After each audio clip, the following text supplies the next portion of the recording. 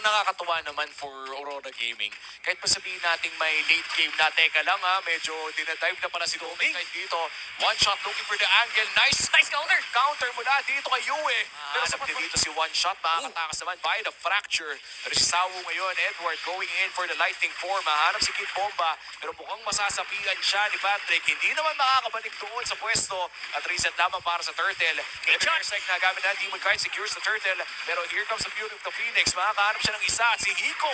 Mapapabagsak si Demon Kite at kailangan na ata umalpas na Aurora Gaming dito.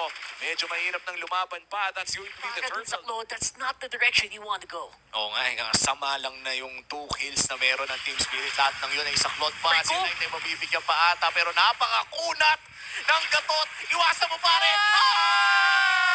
Right now, ayan o. Di ko makalapit eh. Kasi pag grab ka, tapos ka din. Tapos mukhang late na ata. Papalagata ang Aurora dito. Nandun sa likod, Fury of the Phoenix. Hindi nahanap si Hiko, pero makakapag-free doon kay Light. Kinailangan na niya tumakas. Cloud form, no lightning para dito kay Edward. Kid Bomba ang kanilang i-first. Demon Kite gets a kill. Pero mukhang may trade din dito kay Edward. Sunset Lover gets that fracture doon sa may batang harap. Pero si Doming Kite ay makakadash na out Leo. And that's going to be Aurora Gaming. Let's go. Let's go, DK. Let's go, DK. Magandang bawi doon. Nakatapak ng masamang bagay sa baba. And there, of course, there's going to be a counter engage. Walang katakas-takas. Mahirap tumangas pag okay. Hinga malalim, guys. Hinga malalim. Reset Breathe muna, in. par. Breathe out. Gagalaw naman. Si Higo! Nahuli ng back. Counter gets one shot. Pero ka-counter din ni Kid Bomba sa harapan. Fury of the Phoenix just a little late to the party. Isang Kid Malinis yung Bomba catch. Tapos nakita mo ba yung flicker ni Kid Bomba kay Edward? Oo, yun Alam nga nang eh. nag-double dash na si Edward, so ibig sabihin, no way out na talaga. Matalino talaga maglaro. Matalino. And here we go. Another tsunami slam. Fury of the Phoenix. Kasi na Feather. Ayun! Ngayon na si One Shot ay babagsak na. Pero di ata makaka-out ang mga tropa natin dahil papasok muli. Double kill para kay Demon Kite. Pero nandun na siya kay Sabo. Triple kill. Tumataba na si Demon Kite doon. Pero Hiko Mania doon sa gitna. At may PMI pa. Babalik nga ba? Mukhang hindi na. It's a 2-4-3.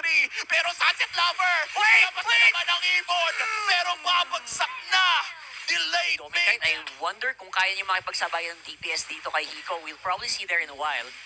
Light nasa harapan. Yue on the check as well. Fury the Phoenix ready. Kompleto ang ulti nila. Kailangan talaga yung timing dito, no? Feathered airstrike, kailangan makancel. Oh! What a catch mula dito kay Edward. At tuloy-tuloy na nga laban si Sawu nandun sa may bandang likod. Feathered airstrike, na-cancel ni Demon Kite. With the bangkat, si Edward ata ang unang babagsak. Pero may ganti naman dahil Sawu. One shot nahanap si Light, pero kailangan na tumakas ng Aurora. Dahil dalawang nawala sa kanila. Lord ang paglalabanan. Teams Pilipinas, Aurora Gaming Philippines, able to secure position around this. Nandyan naman si Light, pero hinahawakan na ito ni Higo. Minamata lang dito. One shot, no information. Di pa nagpapakita so far for Aurora. 5 ang nasa paligid. Edward ready for the engage as well.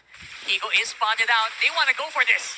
They're gonna go for the Lord, pero mukhang hero muna magiging call. Demon kahit medyo nasa-solve na doon sa likod. Feather Airstrike, hindi na mahanap yung Aurora, pero Fury of the Phoenix, tatama doon sa likod, and Yue fights Higo. Edward ay nakasapak mo doon sa likod, at buhay ata ang puso ng Pilipinas na si Tommy kay Tainarian na rin. Yes! Of course, Sawo goes down, at dalawa na lang ang natitira. Si Kid Bomba, hinahanap pa ni Demon Kite. Takbo, Patrick! Crit na lang, may imo pa yung isa, pero hihintayin na lang ni Tommy Kite, and that's a wipeout for Aurora. Sige, inyo na yung Lord. Amin yung mga toke nyo. And there you go. 30 seconds, 40 seconds on the death timers. Mamadaliin nito ng Aurora. And parang hindi na may pipigilan ang kanilang pag-arangkada. Endable na talaga, pare. Tinangkin na rin nila yung mga minions. Wala nang pake sa tore.